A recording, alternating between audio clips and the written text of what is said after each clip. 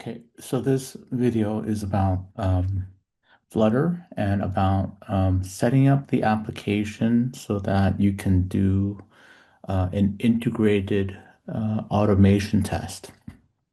So what that means is as you're building this mobile application with Flutter, you want to make sure that as you are continually adding more and more features, you want to make sure that every time you do let's say a daily build, you want to be able to run a set of tests to ensure that you haven't broken anything that is important for your application.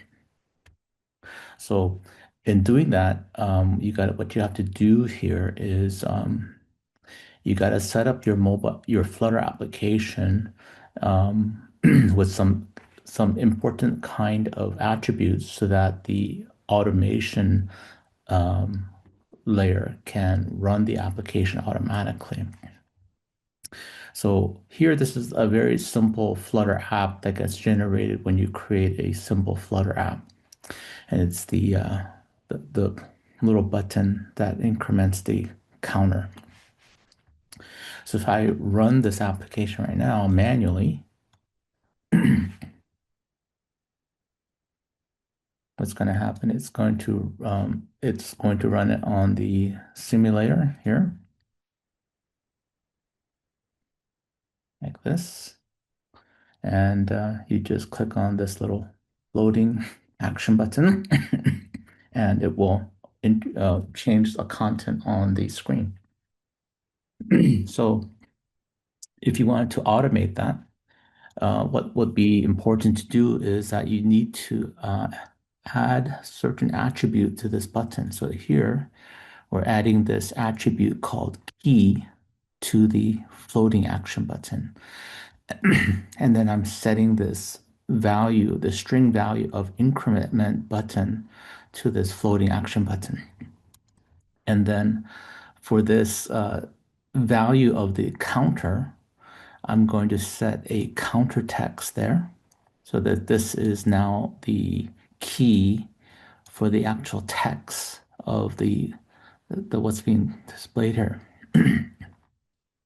So there's a couple of things that you can do to verify that you've set up things right. When you have it running through your VS Code or cursor, and you have it running in the simulator or device, you can look at the Flutter inspector here, and you can see the key values here for the text widget, and you can see the key value here for the floating action button. So these are ways you can tell that you've set a value to these widgets.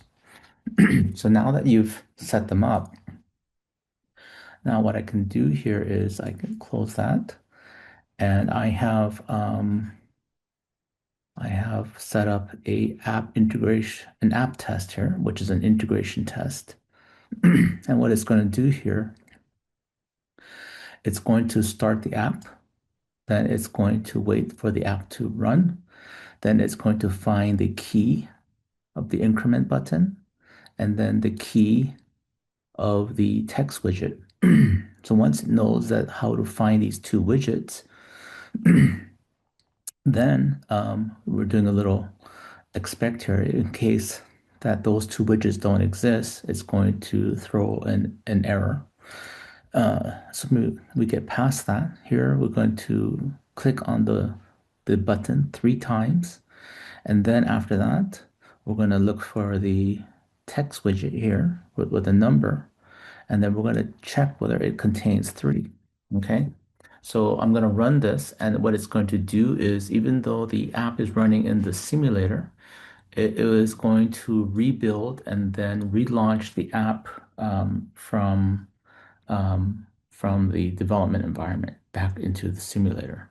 And as I run it here like this, okay, now I can specify a specific device or specific simulator by using a -D. But since this is the only device that's currently running, it's going to just pick the only device as the default. So if I run it like this on the command line. You can see Flutter test, integration test, app test. If I run it,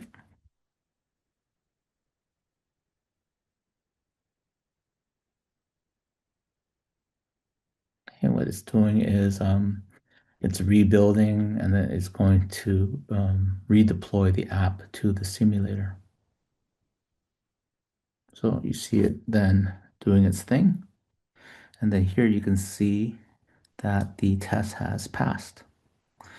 And what's very valuable about this is that you can spend some time in configuring this either to be run manually, and then you can have a console report that you then look on a daily basis to make sure that your app has passed all the regression tests. Or you could even set this up within a CI/CD pipeline, and you can then look for the specific output from the test.